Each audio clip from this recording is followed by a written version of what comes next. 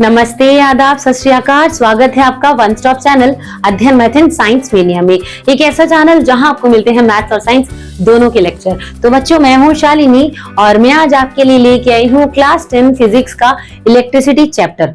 आज की इस वीडियो में हम लोग जो टॉपिक कवर करने वाले हैं बेटा, वो है combination of resistors, power and heating effect of electric current.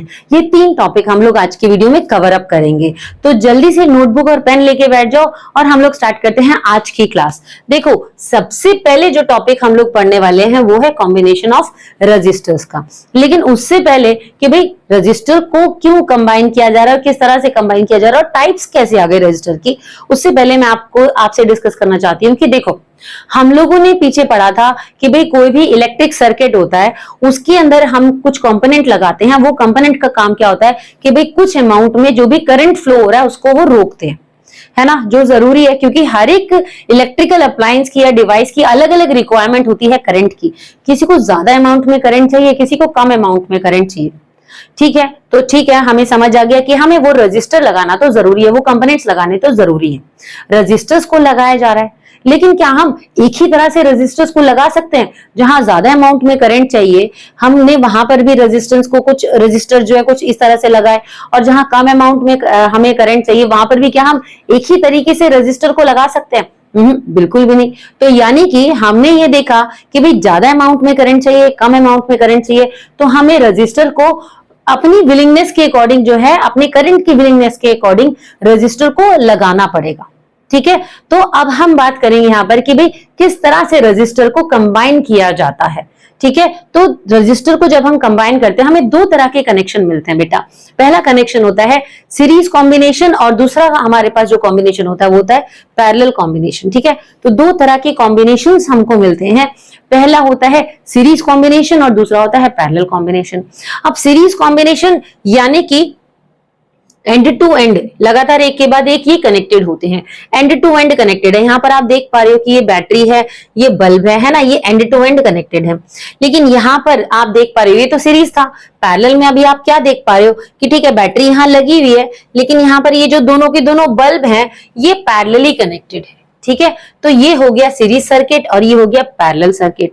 Alright, तो थोड़ा अच्छे से हम जान लेते हैं इनके बारे में कि भाई रेजिस्टेंस इन सीरीज और रेजिस्टेंस इन पैरेलल के बारे में, कि जब हमने रेजिस्टेंस को सीरीज में कनेक्ट किया तब क्या हुआ और जब हमने रेजिस्टेंस को पैरेलल में कनेक्ट किया तब क्या हुआ। अब देखो, जब रेजिस्टेंस को, ये आप देख पा रहे हो ये रजिस्टर है हमारे, है ना, तो रजिस्टर को जब हमने यहाँ पर सीरीज में कनेक्ट किया तब उस टाइम पे हम देख पा रहे हैं कि ये जो रजिस्टर है ये एंड टू एंड, इसका एंड जो है ये नेक्स्ट रजिस्टर के साथ कनेक्टेड है और नेक्स्ट रजिस्टर का एंड जो है उससे अगले रजिस्टर के साथ कनेक्टेड है।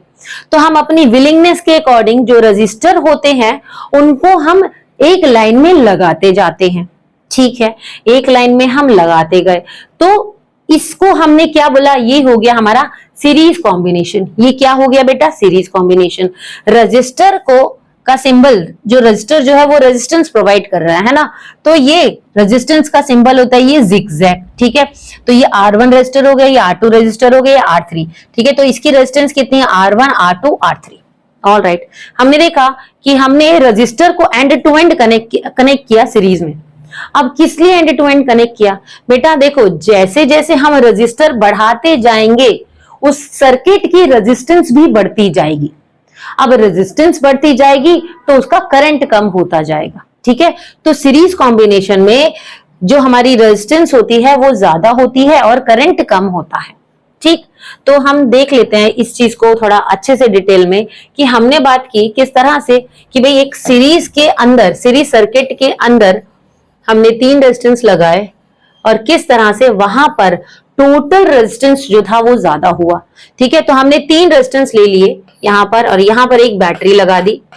ठीक है, यहां पर एक स्विच लगा दिया बेटा और यहां पर हमने एक एमीटर लगा दिया। ठीक है, तो ये पॉजिटिव टर्मिनल हो गया, नेगेटिव टर्मिनल हो गया। ये R1, R2, R3 3 रेजिस्टर्स हमने लगाई हैं। ठीक है, 3 रेजिस्टेंसेस है हमारे पास R1, R2, R3।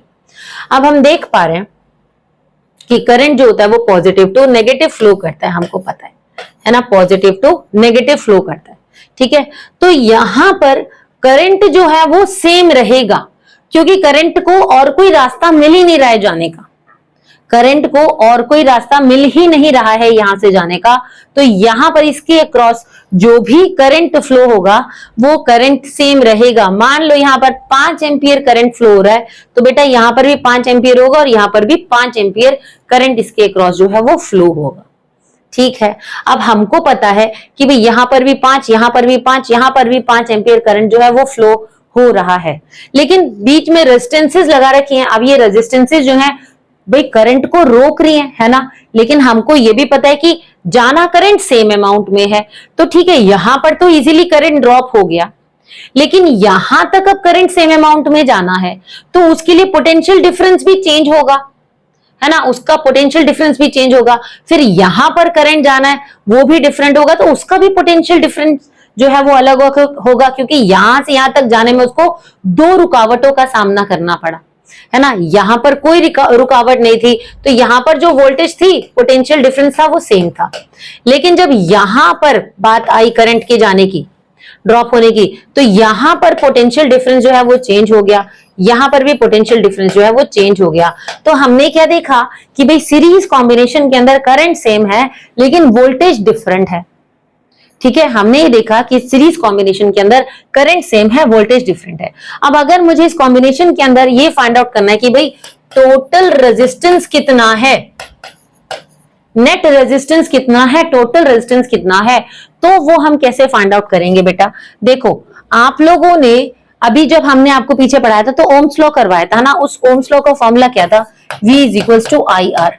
Ohms law का फॉर्मूला क्या था, V is equals to I R. ठीक है, अगर मैं यहां पर नेट वोल्टेज की बात करूंगी तो भाई देखो इसके अक्रॉस जो है वो चेंज हुई, V1 V2 V3, है ना, इसके अक्रॉस जो है वोल्टेज चेंज हुई। V1 वोल्टेज थी, V2 थी और V3 थी। ठीक है, V1 का मतलब क्या मैं इसे IR1 लिख सकती हूँ, V2 को क्या मैं IR2 लिख सकती हूँ, क्योंकि करंट सेम है लेकिन रेजिस्टेंस डिफरेंट है ना। V is equals to I R था तो V1 हो गया IR1, V2 हो गया IR2 और V3 हो गया हमारा IR3, है ना। और Vn को मैं IRN लिख सकती हूँ, नेट रेजिस्टेंस। अब हमने क्या किया, यहाँ पर IRN तो एज इट इज रहेगा, I यहाँ पर हमने कॉमन ले लिया क्योंकि करंट सेम है, R1 plus R2 plus R3 हमें मिल गया। अब ये I यहां से नीचे जाएगा तो ये IRN एज इट इज हो गया और I जो है ये नीचे आ गया, तो यहां बचा हमारे पास R1 plus R2 plus R3। I से I हमने कैंसिल कर दिया तो ये कितना हो गया, RN is equals to R1 plus R2 plus R3। तो यानी कि नेट रेजिस्टेंस हमको कितना मिल रहा है, R1 plus R2 plus R3। ठीक है, नेट रेजिस्टेंस कितना मिल रहा है, R1 plus R2 plus R3। अब एक काम करते हैं, मान लो कि भाई यहां पर 2 ओम रेजिस्टेंस जो है, ठीक है, ये रेजिस्टेंस कितने की है, 2 ओम की, ये वाली रेजिस्टेंस 3 ओम की और ये वाली रेजिस्टेंस 4 ओम की है। लेट अस सपोज दैट, मान लिया हमने। ठीक है, तो अब इसका हमें नेट रेजिस्टेंस फाइंड आउट करना है सर्किट का, तो वो कैसे फाइंड आउट करेंगे बेटा। तो RN इज इक्वल्स टू हमको पता है, इन तीनों को ऐड कर देंगे, फर्स्ट रेजिस्टर, सेकंड रेजिस्टर और थर्ड रेजिस्टेंस को। तो 2 ओम प्लस 3 ओम प्लस 4 ओम, तो कितना मिला, टोटल रेजिस्टेंस हमको कितनी मिली बेटा, 9 ओम्स की। तो इस सर्किट के अंदर रेजिस्टेंस कितनी है, total resistance, net resistance 9 ohms की रेजिस्टेंस है। ठीक है, आगे देख लेते हैं। तो हमारा ये फॉर्मूला है, जब सीरीज कॉम्बिनेशन में आपको रेजिस्टेंस फाइंड आउट करने के लिए दी जाएगी, टोटल रेजिस्टेंस फाइंड आउट करने के लिए दी जाएगी, तो आप ये वाला फॉर्मूला लिखोगे। क्या लिखोगे, RN is equals to R1 plus R2 plus R3, या जो भी रेजिस्टेंस, अगर 2 रेजिस्टेंस दे रखी है तो R1 R2 लिख लो, 3 दे रखी है तो R1 R2 R3 लिख लो, 4 दे रखी है तो R1 R2 R3 R4, इस तरह से। ठीक है, तो हम ये देख पाएंगे बेटा कि जैसे जैसे रेजिस्टेंस बढ़ती जाएगी, मान लो यहाँ पर हमने 6 ओम की रेजिस्टेंस और लगा दी, तो यहाँ पर 6 ओम्स की लग गई, तो ये टोटल रेजिस्टेंस देखो बढ़ गई। हमने रजिस्टर बढ़ाया तो रेजिस्टेंस भी बढ़ गई, है ना, रजिस्टर बढ़ाया तो रेजिस्टेंस भी बढ़ गई। ठीक है, तो हमने देखा कि भाई सीरीज कॉम्बिनेशन के अंदर करंट जो है वो सेम है और वोल्टेज जो है वो डिफरेंट है ना। ऑल राइट, आगे देख लेते हैं। अब हम बात करते हैं पैरेलल कॉम्बिनेशंस के बारे में। तो पैरेलल कॉम्बिनेशन के अंदर क्या होता है बेटा, अगर आप यहां पर देख पा रहे हो तो ये बैटरी है है ना। यहां पर से ये पॉजिटिव टू नेगेटिव जो है करंट जो है वो फ्लो करेगा। तो पॉजिटिव से यहां पर देखो अब 3 कनेक्शंस हमको दिख रहे हैं यहां पर, है ना, एक ही साथ नहीं है, ये पैरेलली कनेक्टेड है, R1 R2 R3। तो यहां पर 3 रास्ते, देखो वहां पर एक ही रास्ता था जाने का, है ना, और कोई रास्ता था नहीं, तो करंट जो था वो सेम था सीरीज में। लेकिन यहां पर इस करंट को 3 रास्ते मिल गए, एक ये रास्ता, एक ये रास्ता, एक ये रास्ता। तो 3 अलग अलग रास्ते में करंट जो है वो बट गया। ठीक है, मान लो कितना करंट आ रहा था, 12 एम्पियर करंट जो है यहां पर ड्रॉ हो रहा था, लेट अस सपोज दैट। तो 4 एम्पियर यहां चला गया, 4 एम्पियर यहां चला गया, 4 एम्पियर। तो हमने देखा कि टोटल 12 एम्पियर करंट जो है यहां से ड्रॉ हो रहा था। तो जैसे ही रास्ता बदला तो 4 एम्पियर जो है वो तीनों में अलग अलग जो है वो बट गया। ठीक है, तो यहां पर करंट जो है वो डिफरेंट होता है, लेकिन जो वोल्टेज होगी ना बेटा वो वोल्टेज सेम होगी। तो पैरेलल में करंट डिफरेंट होता है लेकिन वोल्टेज सेम होती है। ऑलराइट, तो आगे देख लेते हैं जरा। तो अगर मुझे अपने इस कॉम्बिनेशन में टोटल वोल्टेज निकालनी है तो मैं कैसे निकालूंगी। मान लो कि मैंने एक सर्किट डायग्राम ड्रॉ कर लेते हैं। ठीक है, कि यहां पर एक रेजिस्टेंस ये लगाई, एक रेजिस्टेंस ये लगाई और एक रेजिस्टेंस ये लगाई। ठीक है, 3 रेजिस्टेंस मैंने लगा ली। ये बैटरी है, ये स्विच है और यहां पर एमीटर लगा लेते हैं। ठीक है, और ये वोल्ट मीटर है हमारा। ठीक है, तो ये पॉजिटिव है, ये नेगेटिव है। करंट जो है हमारा पॉजिटिव टू नेगेटिव फ्लो कर रहा है। ठीक है, तो ये R1 R2 R3, इसको थोड़ा सा ठीक कर लेते हैं, रेजिस्टेंस को थोड़ा सा ठीक से ड्रॉ कर लेते हैं।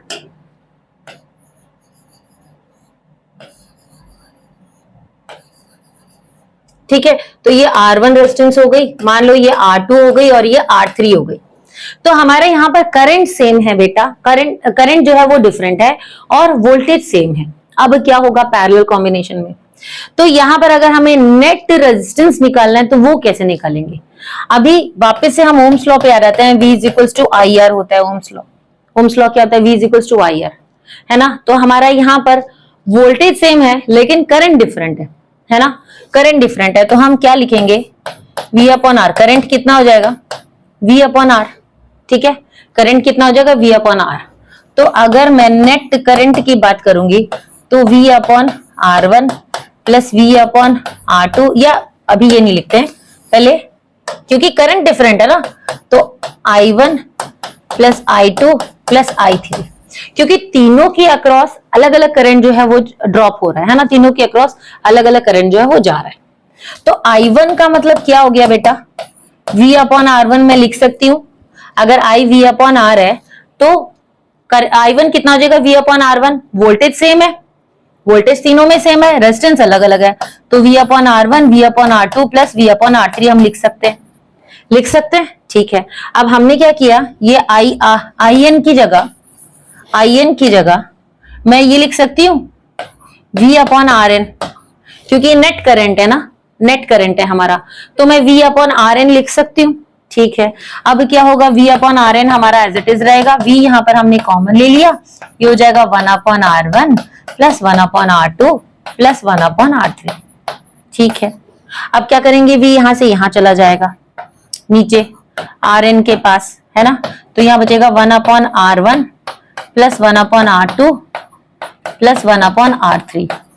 V से V कैंसिल हो गया, तो हमें कितना मिला, ये हमें मिला 1 upon RN is equals to 1 upon R1 plus 1 upon R2 plus 1 upon R3।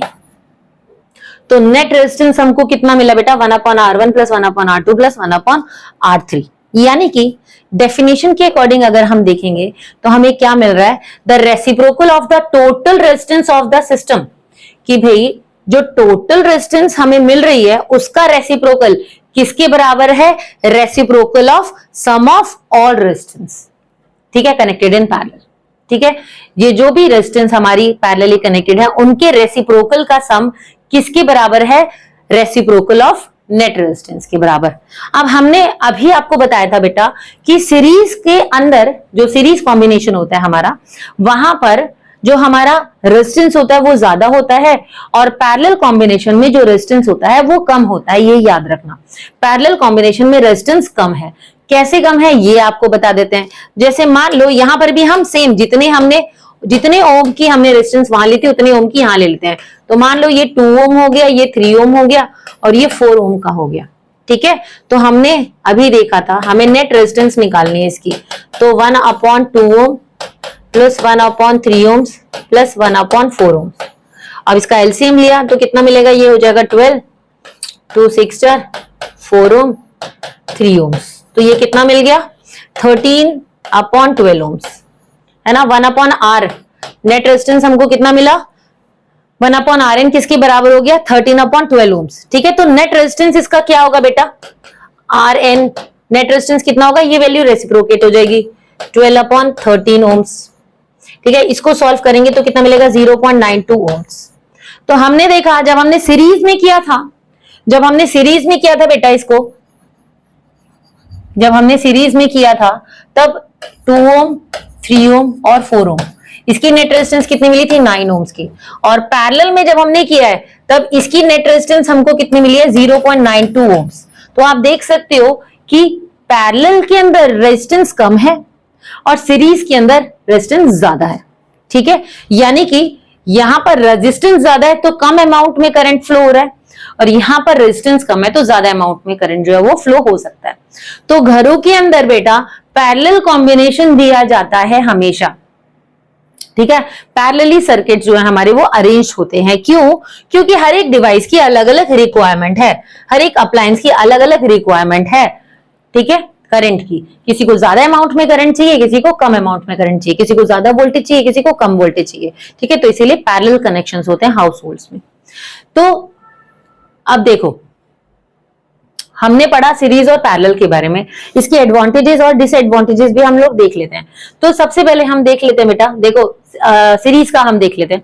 तो सीरीज के केस में क्या होता है कि जितने भी अप्लायंसेस एक साथ कनेक्टेड हैं, उनको स्विच ऑफ करना इजी हो जाएगा हमारे लिए। क्यों? क्योंकि एक ही स्विच है उसके लिए, है ना, करंट सेम अमाउंट में जा रहा है। तो एक स्विच ऑफ करोगे तो सारे अप्लायंसेस बंद हो जाएंगे, तो एक ही स्विच से हमारा सारा काम हो जाएगा। दूसरा कि भाई हमने देखा कि भाई यहां पर करंट, क्योंकि रेजिस्टेंस ज्यादा होती है सीरीज में तो करंट लेस अमाउंट में फ्लो होता है ना, करंट जो होता है वो लेस अमाउंट में फ्लो होता है। अब करंट अगर लेस अमाउंट में फ्लो होता है तो भाई इलेक्ट्रिक शॉक से हम बच सकते हैं, चांसेस बहुत कम होते हैं। ठीक है, अब अगर मान लो मुझे हजारों बल्ब एक दूसरे के साथ कनेक्ट करने हैं, अगर मुझे हजारों बल्ब चलाने हैं तो मैं अलग अलग थोड़ी लगाऊंगी भाई, मैं उसको सीरीज में कनेक्ट कर दूंगी और बस एक स्विच ऑन करूंगी और सारे के सारे बल्ब जल जाएंगे, जैसे कि हम लोग दिवाली लाइट्स में करते हैं, है ना। सिर्फ एक स्विच ऑन करते हैं और सारी की सारी लाइट्स जो है वो ऑन हो जाती है। वरना 1000 बल्ब ऑन करने के लिए अगर स्विच अलग अलग हुए तो क्या होगा? दिवाली खत्म हो जाएगी, है ना। तो सीरीज में हमारे पास फायदा क्या होता है कि अगर मुझे हजारों बल्ब ऑन करने हैं तो मैं उनको सीरीज में कनेक्ट कर दूंगी और वो मैं इजीली ग्लो कर सकती हूँ, क्योंकि सब में से सेम अमाउंट में करंट जो है वो पास हो रहा है। ठीक है, अब कुछ डिसएडवांटेजेस भी होते हैं इसके, भाई कुछ फायदे हैं तो कुछ नुकसान भी है। क्या नुकसान है बेटा? देखो सीरीज कॉम्बिनेशन में हमने देखा कि हमारे लिए स्विच ऑन ऑफ करना तो सिंपल हो रहा था हर एक अप्लायंस के लिए, है ना। स्विच ऑन ऑफ करना सिंपल हो रहा था हर एक अप्लायंस के लिए। क्यों? क्योंकि सारे अप्लायंसेस एक ही साथ कनेक्टेड है। हमने स्विच ऑफ किया, सारे के सारे बंद हो गए, स्विच ऑन किया, सारे के सारे चल पड़े। तो इसका ड्रॉबैक क्या हुआ? पहला ड्रॉबैक ये हुआ कि भाई यहां पर अगर एक इलेक्ट्रिकल अप्लायंस ने काम करना बंद कर दिया, ठीक है, जैसे मान लो यहां पर ये सीरीज में कनेक्टेड है और ये अगर नहीं चल रही है, ठीक है, तो यहां पर भी करंट ड्रॉप नहीं होगा तो कोई भी काम नहीं करेगा। ठीक है, यहां पर भी करंट ड्रॉप नहीं होगा, जिसकी वजह से बाकी के जितने भी अप्लायंसेस हैं वो भी काम करना बंद कर देंगे। ठीक है, दूसरा इसका ड्रॉबैक क्या होता है? देखो दूसरा ड्रॉबैक ये होता है बेटा कि हमारे पास क्योंकि सिर्फ एक ही स्विच है सबको ऑन ऑफ करने के लिए, तो हम इंडिविजुअली किसी अप्लायंस को यूज नहीं कर सकते। सारे अप्लायंसेस जो अलग अलग जो है नहीं यूज हो सकते, इंडिविजुअली हम किसी अप्लायंस को यूज नहीं कर सकते, यानी कि स्विच ऑन करेंगे तो सारे के सारे चलेंगे और स्विच ऑफ करेंगे तो सब ऑफ हो जाएंगे। किसी एक अप्लायंस को हम अपनी मर्जी से ऑन ऑफ नहीं कर सकते। दूसरा, भाई जितने भी अप्लायंसेस हैं सबको, क्योंकि करंट जो है वहां पर सेम है ना, तो वोल्टेज ड्रॉप जो है वो डिफरेंट है वहां पर। सीरीज कॉम्बिनेशन में वोल्टेज ड्रॉप सेम है, तो हर एक अप्लायंस को सेम अमाउंट में वोल्टेज नहीं मिल रही है, ठीक है। तो मजबूरी हो गई कि जितनी वोल्टेज मिल रही है हमें उतने अमाउंट में फिर हम लोग काम करेंगे, ठीक है। सेम अमाउंट में वोल्टेज नहीं मिल रही है, तो जो इक्विवेलेंट रेजिस्टेंस होता है यहाँ पर वो इतना ज्यादा होता है, इक्विवेलेंट रेजिस्टेंस यहाँ पर इतना ज्यादा होता है कि भाई करंट यहाँ पर कम हो जाता है सीरीज कॉम्बिनेशन में, ठीक है। करंट जो है हर एक डिवाइस के पास करंट जो है वो लेस अमाउंट में पहुंचता है। ऑल राइट, करंट सेम होगा लेकिन लेस अमाउंट में होगा, ठीक है। आ गया समझ? ऑल राइट, तो सीरीज के हमने कुछ एडवांटेजेस और डिसएडवांटेजेस देखे। अब जैसे हमारा ये सर्किट दिख रहा है तो सिंपल सर्किट है, ये देखो ये एंड टू एंड कनेक्टेड है, ये सीरीज है, और ये पैरेलली कनेक्टेड है, तो ये पैरेलल सर्किट है। अब हम पैरेलल की बात कर लेते हैं। तो नॉर्मली घरों के अंदर जो बल्ब्स होते हैं, जो इलेक्ट्रिकल अप्लायंसेस होते हैं बेटा, वो पैरेलली कनेक्ट होते हैं और हर एक अप्लायंस का एक अलग स्विच होता है। मुझे अगर फैन ऑन करना है तो मैं फैन के लिए अलग स्विच ऑन करूंगी, और अगर मुझे लाइट ऑन करनी है तो मैं लाइट के लिए अलग स्विच ऑन करूंगी। रात को सोते टाइम लाइट ऑफ कर देते हैं लेकिन फैन चला के सोते हैं। अगर सीरीज कॉम्बिनेशन होता तो हम नहीं कर सकते थे, या तो सबके सब चलेंगे या सबके सब बंद होंगे, है ना। तो पैरेलल का ये हमें फायदा हो जाता है कि हम अपनी मर्जी से हमें जो स्विच ऑन करना है वो ऑन करेंगे और वो अप्लायंस हमारा वर्क करना स्टार्ट कर देगा इंडिविजुअली। तो एडवांटेजेस क्या क्या हुए बेटा, कि अगर मान लो किसी एक इलेक्ट्रिकल अप्लायंस ने काम करना बंद कर दिया तो ऐसा कुछ नहीं होने वाला कि सारे अप्लायंसेस जो है वो काम नहीं करेंगे, बाकी के अप्लायंसेस काम करते रहेंगे। और हम क्या करेंगे, इलेक्ट्रिशियन को बुलाएंगे, भैया पंखा नहीं चल रहा, पंखा जरा ठीक कर दो, है ना, देखो जरा क्या है। तो क्या करेगा, सॉकेट खोलेगा और उसमें से चेक करेगा, ठीक है।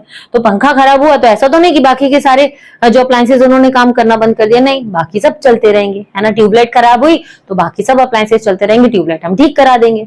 पैरेलल का ये फायदा हो गया। दूसरा कि हम हर एक अप्लायंस को इंडिविजुअली अपनी विलिंगनेस, अपनी मर्जी से ऑन ऑफ कर सकते हैं, ठीक है। तीसरा कि हर एक इलेक्ट्रिकल अप्लायंस जो है उसमें सेम अमाउंट में वोल्टेज ड्रॉप हो रहा है, जिससे कि हम अपने मतलब उस डिवाइस को अगर ज्यादा करंट चाहिए तो वो ज्यादा करंट उसमें से ड्रॉ कर लेगा, और अगर उस डिवाइस को कम करंट चाहिए तो वो कम करंट उसमें से ड्रॉ करेगा, ठीक है।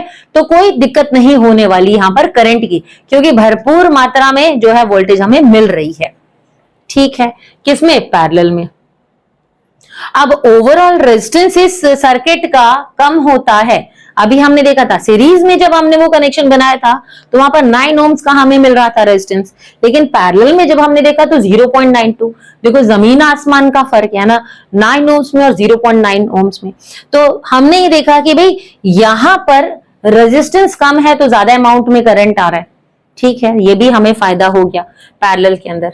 अब डिसएडवांटेजेस क्या होती हैं कि भाई ये जो हमारा पैरेलल में कनेक्शन होता है उसके अंदर अगर मुझे हजारों में बल्ब लगाने हैं तो क्या करना पड़ेगा भाई, वो हजारों में हमें स्विच ऑन करने पड़ेंगे, हजारों में स्विच ऑन करने पड़ेंगे। तुम्हें भी हो सकता है हमारा फेस्टिवल ही खत्म हो जाए, तो उनको तो हमारे लिए सीरीज में कनेक्ट करना जरूरी है ना। पैरेलल में ये हमारे लिए नुकसान हो जाएगा। दूसरा कि भाई यहां पर रेजिस्टेंस कम है, करंट ज्यादा है।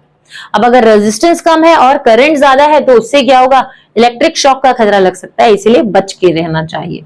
तो सीरीज और पैरेलल कॉम्बिनेशन के बारे में हमने जाना बेटा, है ना, ये क्या होता है।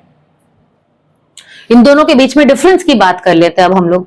तो सबसे पहला डिफरेंस जो है सीरीज और पैरेलल में, पहला कि यहां पर जो सीरीज होते हैं, सीरीज कॉम्बिनेशन जो होता है उसके अंदर बेटा सेम अमाउंट में करंट जो है वो ड्रॉप होता है, ठीक है। यहां पर करंट सेम होता है और यहां पर करंट डिफरेंट होता है। यहां पर वोल्टेज सेम होती है, सीरीज में वोल्टेज डिफरेंट होती है, और पैरेलल में वोल्टेज सेम होती है। बात समझ आई, दोनों में उल्टा है। यहां पर सेम करंट, ठीक, यहां पर करंट सेम है लेकिन वोल्टेज जो है वो डिफरेंट है, ठीक है। वोल्टेज डिवाइड हो रही है, यहां पर नेट वोल्टेज जो है वो डिवाइड हो रही है हर एक अलग अलग रजिस्टर पे, तो यहां वोल्टेज डिफरेंट है। और यहां पर करंट जो है वो डिवाइड हो रहा है, जिसकी वजह से करंट डिफरेंट है, लेकिन वोल्टेज यहां पर सेम है अक्रॉस ऑल रेजिस्टर्स। सभी रेजिस्टर्स में वोल्टेज जो है वो डिफरेंट है, क्योंकि हमें पता है वोल्ट मीटर को पैरेलली कनेक्ट करते हैं, पढ़ा था ना पीछे, वोल्ट मीटर को हमेशा पैरेलली कनेक्ट किया जाता है, इसलिए पैरेलल कनेक्शंस के अंदर वोल्टेज होती है वो सेम होती है। और एमीटर को हम सीरीज में कनेक्ट करते हैं, तो इसीलिए जो हमारा जो सीरीज कॉम्बिनेशंस होते हैं उसके अंदर करंट सेम होता है, ठीक है, और वोल्टेज डिफरेंट होती है क्योंकि वहां पर पैरेलली कनेक्ट होगी ना वोल्ट मीटर। ऑलराइट, ठीक है, तो अलग अलग सबके लिए अलग अलग रेजिस्टेंस के लिए अलग अलग वोल्टेज जो है वो जाएगी। तो यहां पर इक्विवेलेंट रेजिस्टेंस जो है वो हमें, इसका इक्विवेलेंट रेजिस्टेंस कितना होता है बेटा, R is equal to R1 plus R2 plus R3, और इसका टोटल रेजिस्टेंस कितना होगा 1 अपॉन R1, Rn कितना होगा 1 upon R1 plus 1 upon R2 plus 1 upon R3। ये जितनी भी हमने रेजिस्टेंस लगा रखी हैं, ठीक है, वो हम देख लेंगे, उनका सम ले लेंगे। ऑलराइट, तो सीरीज और पैरेलल में आपको डिफरेंस समझ आ गया होगा। आगे बढ़ जाते, इलेक्ट्रिक पावर की हम बात करते हैं, लेकिन उससे पहले हम पावर की बात करेंगे बेटा। 9th क्लास में आप लोगों ने पढ़ा था कि भाई rate of doing work is power, है ना, rate of doing work is power. तो पावर का फॉर्मूला आप लोगों ने क्या पढ़ा था, work done upon time taken, है ना, work done upon time taken. Power क्या था, work done upon time taken, यानी कि वर्क डन तुम्हारा, वर्क डन क्या होता है, वर्क डन का फॉर्मूला ऐसा यूनिट क्या होती है, न्यूटन, और टाइम की होती है सेकेंड। तो हम क्या बोल सकते हैं इसको, न्यूटन पर सेकेंड भी बोल सकते हैं हम इसको, न्यूटन पर सेकेंड, है ना, और हम इसको जूल्स पर सेकेंड भी बोल सकते हैं, जूल्स पर सेकेंड। ऑलराइट, तो पावर की ऐसा यूनिट क्या हो गई, इसको कैसे मेजर किया जाता है, किसमें मेजर किया जाता है, जूल पर सेकेंड में मेजर किया जा सकता है। ऑलराइट, तो अब जैसे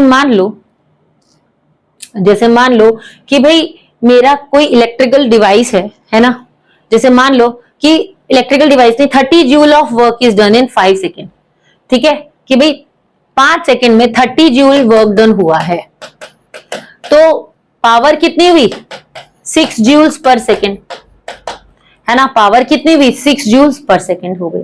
ऑलराइट, ठीक है, तो अभी हमने सिर्फ पावर की बात की थी, अब हम बात कर लेते हैं इलेक्ट्रिक पावर के बारे में, ठीक है। तो पावर जो है वो तो भाई उसका फॉर्मूला तो हमारा हो जाएगा work done per unit time, लेकिन इलेक्ट्रिक पावर जो है बेटा वो सिर्फ और सिर्फ इलेक्ट्रिसिटी में यूज होती है, वो आप नॉर्मल पावर में इसका फॉर्मूला यूज नहीं कर सकते, ये याद रखना, ठीक है। तो हम अभी फॉर्मूला डिराइव कर लेते हैं जरा। तो हमको ये पता है कि भाई पोटेंशियल डिफरेंस किसके बराबर होता है, वर्क डन अपॉन चार्ज, है ना, W अपॉन Q के बराबर होता है, V equal to W upon Q। जब हम लोगों ने इलेक्ट्रिक पोटेंशियल की बात की थी तब हम लोगों ने ये फॉर्मूला किया था कि भाई V जो है वो किसके बराबर होता है, W अपॉन Q के। तो क्या हुआ, हमने Q को V के पास ले गए, तो Q को जब V के पास ले गए तो हमारे पास फॉर्मूला क्या बन गया, W is equal to VQ, है ना, W का फॉर्मूला क्या गया, VQ। अभी पावर का फॉर्मूला हमें पता है work done upon time taken, P is equal to W upon T। अब W की जगह हम इसकी वैल्यू को पुट कर देंगे यहां पर, ठीक है, W की जगह, इस W की जगह हमने क्या लिख दिया, VQ पर यूनिट टाइम, ठीक है। अब V को यहीं रहने दो और Q अपॉन T हमारा हो सकता है ना, यानी कि Q क्या है, चार्ज है, टोटल चार्ज है इन पर यूनिट टाइम, है ना। तो ये किसका फॉर्मूला है, ये करंट का फॉर्मूला है, I is equal to Q upon T। अगर आपको याद हो हम लोगों ने किया था, है ना, I is equal to Q upon T होता है, तो Q अपॉन T की जगह मैं I लिख सकती हूँ, तो पावर का फॉर्मूला हमारा डिराइव हो गया। पावर का फॉर्मूला क्या है, वोल्टेज इंटू करंट, ठीक है बेटा, पावर का फॉर्मूला क्या है, वोल्टेज इंटू करंट। ऑलराइट, आगे देख लेते हैं। एक फॉर्मूला हमने बनाया पावर का, वोल्टेज इंटू करंट, दो फॉर्मूलाज हमारे और हैं, उसकी डेरिवेशन हम लोग देख लेते हैं, ठीक है। तो एक तो फॉर्मूला हमने अभी किया वोल्टेज इंटू करंट, दूसरा फॉर्मूला है हमारा power is equal to I square R। अब V का फॉर्मूला हमको पता है, ओम्स लॉ में हमने किया था, V is equal to IR होता है, तो V की जगह हम अगर IR लिख दें, ठीक है, इस V की जगह अगर हम IR लिख दें और ये I एज इट इज आ जाए, तो क्या हो जाएगा, I इंटू I कितना हो जाएगा बेटा, I स्क्वायर, और ये R हो जाएगा। तो पावर का फॉर्मूला क्या हो गया, I स्क्वायर R, एक फॉर्मूला हमने डिराइव कर लिया। दूसरा फॉर्मूला पावर का क्या होता है, P is equal to V square R, ये कैसे डिराइव होगा ये समझ लो। ठीक है, एक फॉर्मूला हमने ये कर लिया, एक फॉर्मूला ये कर लिया। अब हमको पता है ओम्स लॉ के according V equals to I R होता है, तो I कितना हो जाएगा, V अपॉन आर हो जाएगा, है ना। R नीचे चला गया तो I कितना हो गया, V अपॉन आर हो गया। ठीक है, अब हम क्या करेंगे बेटा, ये जो I है ना हमारे पास, ये जो I है, इस I की जगह हम इसकी वैल्यू पुट कर देंगे। ठीक है, इस I की जगह अभी हमने किया था, देखो हमको ये पता है कि भाई power is equals to V into I होता है ना। I का फॉर्मूला क्या है according to Ohm's law, V R, तो V इंटू वी कितना हो गया, V स्क्वायर आर, है ना। V इंटू वी कितना हो गया, V स्क्वायर आर। तो हमारा फॉर्मूला जो है पावर का, थर्ड फॉर्मूला जो है हमने डिराइव कर दिया। तो पहला फॉर्मूला क्या है, power is equals to potential difference into current V into I. दूसरा फॉर्मूला है power is equals to I square R, और तीसरा फॉर्मूला है P is equals to V square upon R. ये तीनों आपको याद करने हैं बेटा, न्यूमेरिकल्स में बहुत काम आएंगे आपको। ठीक है, याद रखने वाली चीजें हैं ये। आगे देख लेते हैं हम लोग अब। तो अब हम ऐसा यूनिट देख लेते हैं पावर की ऐसा यूनिट क्या होती है बेटा, वॉट, है ना। किनके ऑनर में रखी गई थी आपको पता है, जेम्स वॉट थे, 9th क्लास में आपने पढ़ा था, है ना। उन्होंने स्टीम इंजन जो है वो बनाया था, और वहां पर एक्चुअल में बताया था कि पावर क्या होती है। तो पावर की ऐसा यूनिट क्या होती है, वॉट। तो 1 वॉट किसके बराबर होता है, 1 वोल्ट इंटू 1 एम्पियर के बराबर होता है। यानी कि भाई किसी भी इलेक्ट्रिक अप्लायंस में से मान लो 1 वोल्ट पोटेंशियल डिफरेंस जो है, किसी भी इलेक्ट्रिक अप्लायंस को हम ऑपरेट कर रहे हैं 1 वोल्ट पोटेंशियल डिफरेंस पे, और उसमें से जो करंट फ्लो हो रहा है वो 1 एम्पियर करंट फ्लो हो रहा है, तो हम बोल सकते हैं उसकी पावर जो है वो 1 वॉट है। यानी कि किसी भी इलेक्ट्रिकल अप्लायंस को ऑपरेट कर रहे हैं 1 वोल्ट पोटेंशियल डिफरेंस पे, और उसमें से करंट जो फ्लो हो रहा है वो 1 एम्पियर का करंट फ्लो हो रहा है, तो हम बोलेंगे उसकी पावर कितनी है, 1 वॉट। ऑलराइट, तो बेटा कमर्शियल यूनिट क्या होती है इलेक्ट्रिक एनर्जी की, किलोवाट आर होती है।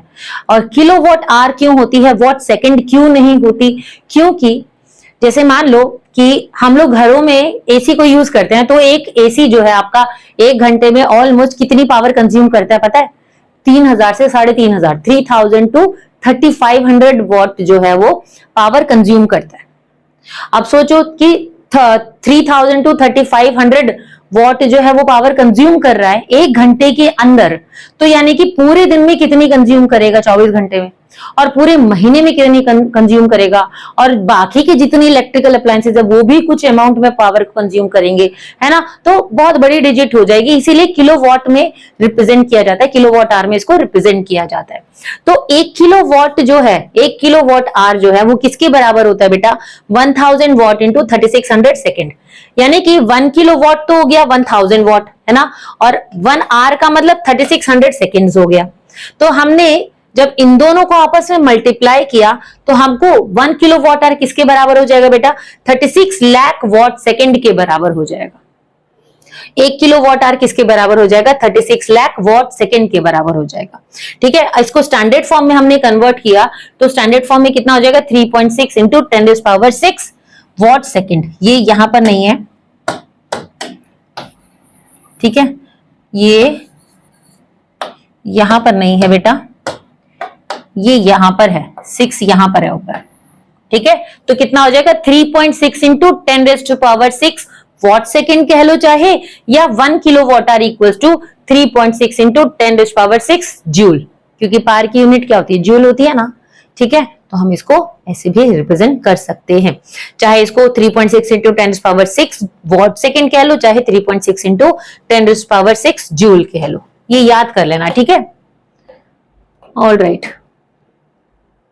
तो अब हम बात कर लेते हैं heating effect of electric current के बारे में, लेकिन उससे पहले हम लोग बात करेंगे बेटा इलेक्ट्रिक एनर्जी के बारे में, कि भाई इलेक्ट्रिक एनर्जी होती क्या है। देखो electric energy, electric power into time is your electric energy. Energy क्या होती है, पावर इंटू टाइम, तो इलेक्ट्रिक एनर्जी क्या होगी, इलेक्ट्रिक पावर इंटू टाइम, एक ही बात होगी, है ना। इलेक्ट्रिक पावर का जो फॉर्मूला होता है, इलेक्ट्रिक पावर को मेजर करते हैं हम किसमें, वॉट में, है ना, और टाइम हो गया सेकंड।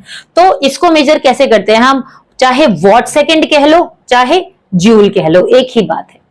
ठीक है, इसकी ऐसा यूनिट क्या होती है, चाहे वॉट सेकंड कह लो या चाहे जूल कह लो, इसकी ऐसा यूनिट होती है किसकी, इलेक्ट्रिक एनर्जी की। All right. अब हीटिंग इफेक्ट का मतलब क्या होता है बेटा, ये समझना है। ठीक है, बहुत सिंपल है, कुछ भी नहीं है इसके अंदर, बहुत सिंपल है। देखो, जब भी हम किसी कंडक्टर में से कुछ अमाउंट में इलेक्ट्रिक करंट पास करते हैं, है ना, तो उस कंडक्टर की भाई एक प्रॉपर्टी होती है, कैरेक्टरिस्टिक प्रॉपर्टी होती है कि कुछ अमाउंट में वो करंट को उसमें से फ्लो होने से रोकेगा, रुकावट करेगा। ठीक है, तो अब जब करंट फ्लो होने से के लिए रुकावट पैदा होगी तो फ्रिक्शन प्रोड्यूस होता है ना, फ्रिक्शन प्रोड्यूस होता है, फ्रिक्शन प्रोड्यूस होने से हीट जनरेट होती है। तो यहां पर जब इलेक्ट्रिक करंट किसी कंडक्टर में से पास होगा तो वो जो कंडक्टर है वो धीरे धीरे गर्म होने लगता है, धीरे धीरे गर्म होने लगता है। कुछ टाइम बाद उसी को हम बोलते हैं, गर्म होने लगता है और हीट प्रोड्यूस करने लगता है, तो उसको हम बोलते हैं heating effect of electric current. ठीक है, वापस से सुनो कि किसी भी इलेक्ट्रिक करंट में से जब हमने कुछ अमाउंट में करंट पास किया तो वो जो कंडक्टर है वो धीरे धीरे गर्म होने लगता है कुछ समय बाद और हीट प्रोड्यूस करने लगता है, उसी को हम बोलते हैं heating effect of electric current. जैसे कि मान लो बल्ब होता है, ठीक है, पहले हमने बल्ब को जलाया तो उस टाइम ठंडा था, लेकिन धीरे धीरे कुछ समय बाद बल्ब जो है वो गर्म होने लगता है। रीजन क्या है उसका, क्योंकि वो भी हीट प्रोड्यूस कर रहा है, इलेक्ट्रिक एनर्जी जो है वो हीट एनर्जी में कन्वर्ट, लाइट एनर्जी और हीट एनर्जी में कन्वर्ट हो रही है, तो उसी को बोलते हैं heating effect of electric current. दूसरा एग्जाम्पल यहाँ पर इन्होंने ले लिया इलेक्ट्रिक आयन का, कि भाई धीरे धीरे इलेक्ट्रिक आयन भी जो है वो गर्म होने लगती है, क्यों, just because of heating effect of electric current. All right, ठीक है, बहुत सिंपल सा था, कुछ भी नहीं था। अब हीटिंग इफेक्ट अगर किसी इलेक्ट्रिक करंट किसी सर्किट में से अगर हीटिंग इफेक्ट इलेक्ट्रिक करंट का जनरेट हो रहा है तो वो क्यों हो रहा है ना, किस वजह से हो रहा है, कुछ कारण होंगे, कुछ कारण होंगे। तो हीटिंग इफेक्ट होता कैसे है कि भाई यहाँ पर इलेक्ट्रिक एनर्जी जो है जो वो हीट एनर्जी में कन्वर्ट होती है, तो हीटिंग इफेक्ट जो है उसमें से जनरेट होता है। अब ऐसा क्यों होता है, देखो बेटा, जैसे मान लो किसी भी बैटरी या सेल, किसी भी बैटरी या सेल जो है, कोई भी बैटरी या सेल जो है वो सोर्स ऑफ एनर्जी या हमको पता है ना, कोई भी बैटरी या सेल जो है वो सोर्स ऑफ एनर्जी है। अब जब हमने क्या किया कि भाई अब इस बैटरी या सेल में से कुछ केमिकल रिएक्शंस होगा, है ना, इन बैटरी या सेल में से केमिकल रिएक्शंस होंगे जिसकी वजह से पोटेंशियल डिफरेंस जनरेट होगा, है ना, उस बैटरी या सेल में से कुछ केमिकल रिएक्शंस होंगे जिसकी वजह से पोटेंशियल डिफरेंस जो है वो जनरेट होगा। अब पोटेंशियल डिफरेंस जब जनरेट होगा तो उससे क्या होगा, इलेक्ट्रॉन जो है वो उस सर्किट में से फ्लो होने लगेंगे, है ना, उस सर्किट में से कुछ इलेक्ट्रॉन जो है वो फ्लो होने लगेंगे। अब ये जो सर्किट है हमारा, हमको ये पता है कि भाई उसके अंदर रेजिस्टर्स भी लगे हुए हैं जो कि करंट को फ्लो होने से रेजिस्ट करेंगे, यानी कि रोकेंगे, है ना। लेकिन स्टिल क्योंकि काम करना है, उसको ओवरकम करने के लिए काम तो होता रहेगा, चाहे रुकावट पैदा हो रही है लेकिन स्टिल उसको ओवरकम करने के लिए करंट जो है वो फ्लो होता रहेगा, है ना। तो ये जो सोर्स एनर्जी उस कंडक्टर में से जब फ्लो होगी, ये सोर्स एनर्जी जो है वो किस में कन्वर्ट हो जाएगी बेटा, वो हीट एनर्जी में कन्वर्ट हो जाएगी। आई बात समझ में, क्यों, क्योंकि जब इलेक्ट्रिक करंट को उसमें से पास होने से रोका जा रहा है तो वहां पर फ्रिक्शन जनरेट हो रहा है जिसकी वजह से हीट जनरेट हो रही है, ठीक है, जिसकी वजह से हीट जनरेट हो रही है, फ्रिक्शन क्रिएट हो रहा है जिसकी वजह से हीट जनरेट हो रही है। तो अब कुछ इलेक्ट्रिक अप्लायंसेस जो हैं वो हीट अप हो जाते हैं, है ना, जैसे कि आयन हो गया, गीजर हो गया, लेकिन कुछ जो है वो उतने हीटअप नहीं होते, जैसे टीवी हो गया, फैन हो गया। भाई आयन के बराबर थोड़ी फैन हीटअप हो जाता है, ठीक है, हीटअप होता है, गर्म होता है, लेकिन आयन के बराबर तो नहीं होता ना। तो ऐसा क्यों होता है कि कुछ ज्यादा हीट एनर्जी प्रोड्यूस करते हैं और कुछ लेस अमाउंट में हीट एनर्जी प्रोड्यूस करते हैं। देखो बेटा, क्योंकि जो इलेक्ट्रिक आयन है वो ज्यादा गर्म क्यों हुई, उसके पीछे रीजन ये है कि भाई उसमें हीटिंग एलिमेंट लगा हुआ था। कौन सा हीटिंग एलिमेंट, जो कि हाई रेजिस्टेंस प्रोवाइड कर रहा था। एक हाई रेजिस्टेंस वायर जो है इस इलेक्ट्रिक आयन के अंदर लगी हुई थी, जिससे कि जो हमारी ज्यादातर इलेक्ट्रिक एनर्जी थी वो किसमें कन्वर्ट हो रही थी, वो हीट एनर्जी में कन्वर्ट हो रही थी, ठीक है। एक हाई रेजिस्टेंस वायर की वजह से, नाइक्रोम की वायर लगी होती है, उस हाई रेजिस्टेंस वायर की वजह से जो ज्यादातर इलेक्ट्रिक एनर्जी थी वो किस में कन्वर्ट हो रही थी, हीट एनर्जी में कन्वर्ट हो रही थी, ठीक है। तो इसी को क्या बोला गया, heating effect of electric current. ठीक है, जूल्स लॉ ऑफ हीटिंग की हम बात कर लेते हैं। तो जूल्स जो थे उन्होंने एक लॉ दिया था कि भाई किसी भी कंडक्टर में से जब हीट प्रोड्यूस हो रही है, किसी भी कंडक्टर में से जब हीट प्रोड्यूस हो रही है वो डायरेक्टली प्रोपोर्शनल होती है आई स्क्वायर की। ठीक है, किसके? डायरेक्टली प्रोपोर्शनल होती है करंट के स्क्वायर की, और डायरेक्टली प्रोपोर्शनल होती है वो रेजिस्टेंस के भी, और डायरेक्टली प्रोपोर्शनल होती है टाइम की भी। ठीक है, ये क्या है? जूल्स लॉ ऑफ हीटिंग है। ये क्या है? जूल्स लॉ ऑफ हीटिंग है कि H is directly proportional to I square R T. किस तरह से, ये हम देख लेते हैं। पहले हम ये देख लेते हैं बेटा कि भाई ये जो लॉ है ये बता क्या रहा है एग्जैक्टली। ठीक है, उसके बाद हम डेरिवेशन देख लेंगे। तो बेटा हमने यहां देखा कि भाई करंट जो है भाई वो डायरेक्टली प्रोपोर्शनल है किसके? हीट के, है ना, कि भाई हीट के डायरेक्टली प्रोपोर्शनल है। आई स्क्वायर जो है वो डायरेक्टली प्रोपोर्शनल है एच के। ठीक है, ये एच जो है वो डायरेक्टली प्रोपोर्शनल है आर स्क्वायर के। यानी कि अगर हमने करंट को डबल कर दिया तो हीट जो है वो 4 टाइम्स हो जाएगी। डबल कर दिया, 2 का स्क्वायर क्या होता है बेटा? 4, तो हीट जो है 4 टाइम्स हो जाएगी। और अगर हमने करंट को हाफ कर दिया तो हाफ का स्क्वायर कितना होगा? 1/4। तो वहां पर हीट जो है वो कितनी हो जाएगी? 1/4 हो जाएगी। ठीक है, तो हमने क्या बात की? हमने ये बात की कि यहां पर करंट जो है, जो हीट जो है वो डायरेक्टली प्रोपोर्शनल है आई स्क्वायर की। ठीक है, यानी कि ज्यादा करंट ज्यादा हीट, और अगर करंट ज्यादा तो हीट ज्यादा, और करंट कम तो हीट कम। सिंपल। ठीक है, और हमने बात की कि भाई और किसके डायरेक्टली प्रोपोर्शनल है? रेजिस्टेंस के भी डायरेक्टली प्रोपोर्शनल है ना। कैसे?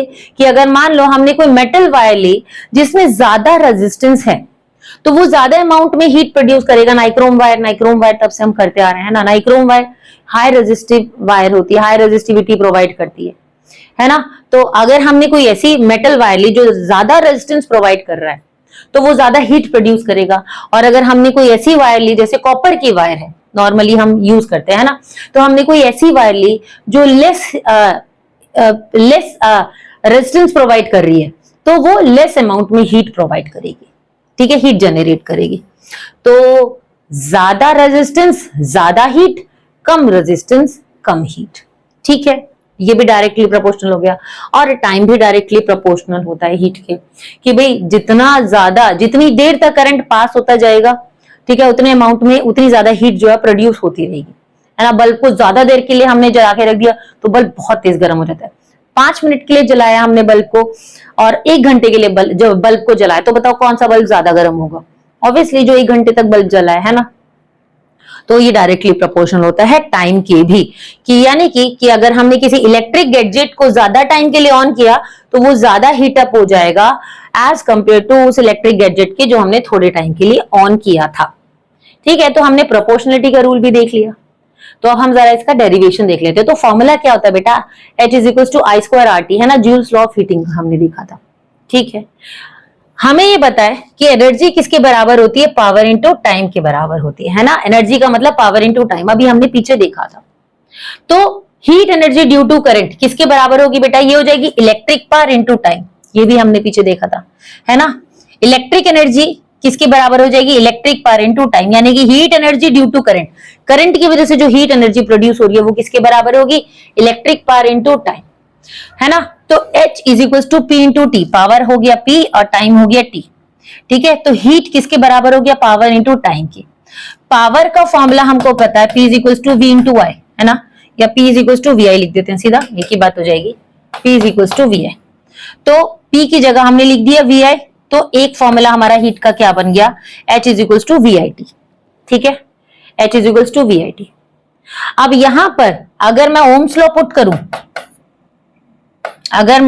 पुट करूं, तो वोल्टेज का फॉर्मूला क्या होता है? V is equal to IR, तो यह आ जाएगा I इंटू ये IT एज इट इज आ जाएगा।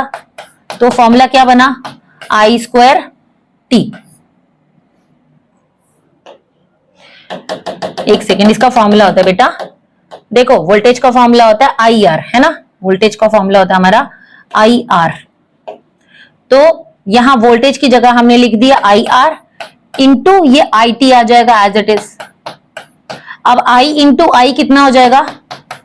I स्क्वायर, और ये RT एज इट इज आ गया।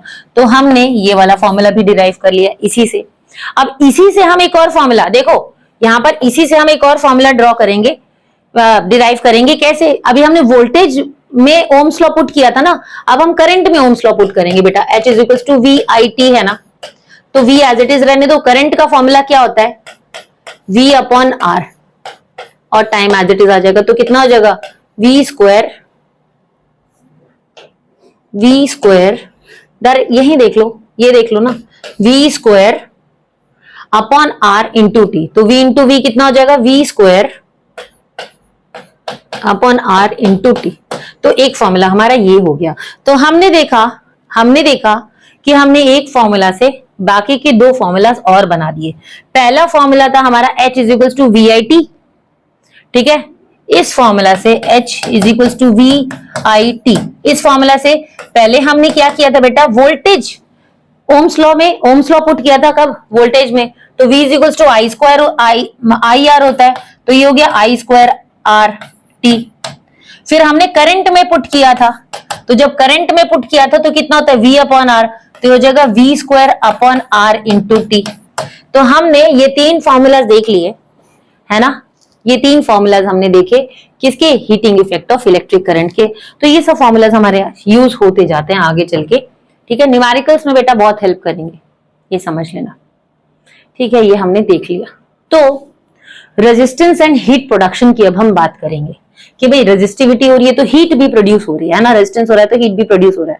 तो इलेक्ट्रिक आयन जो होता है उसको हमने डिजाइन किया है कि भाई लार्ज अमाउंट में हीट वो प्रोड्यूस कर सके, ताकि हम उसको मतलब जो भी हमें कपड़े वपड़े गर्म प्रेस करने हैं है ना, उन सब चीजों के लिए यूज कर सके, है ना। तो कैसे ये यहां पर जो हीटिंग इफेक्ट जनरेट हो रहा है उस आयन के अंदर, वो कैसे जनरेट हो रहा है ये देखने वाली बात है कि भाई वो जो हमारी आयन है उसके अंदर हीटिंग एलिमेंट लगाया हुआ है, और ये जो हीटिंग एलिमेंट है जनरली वो हाई रेजिस्टिविटी प्रोवाइड करता है, ठीक है, हाई रेजिस्टेंस प्रोवाइड करता है। तो हमने वो हाई रेजिस्टेंस मटेरियल को जब उस आयन के अंदर लगाया तो आयन ने हीटिंग इफेक्ट जो है वो जनरेट करना स्टार्ट कर दिया।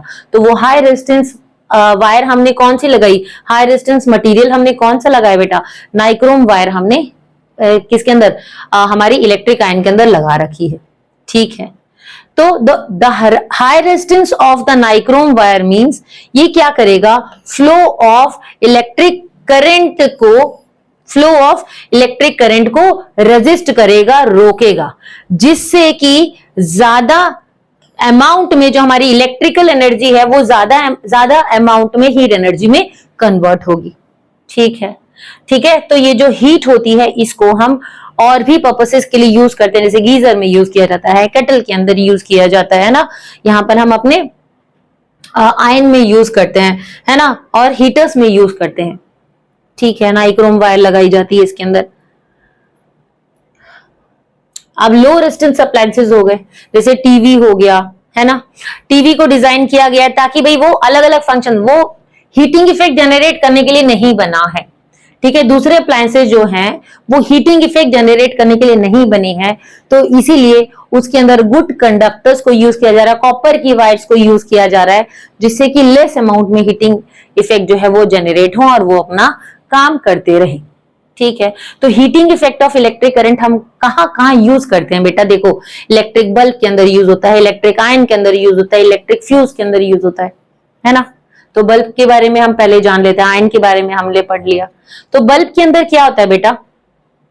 इलेक्ट्रिक, ये बल्ब आपको दिख रहा होगा, यहां पर फिलामेंट होता है, ठीक है। यहां पर बेटा, यहां पर फिलामेंट होता है, और ये जो फिलामेंट है ये किससे बनता है? ये टंगस्टन मेटल से बनता है फिलामेंट, ठीक है। इसका मेल्टिंग पॉइंट बहुत हाई होता है, कितना होता है?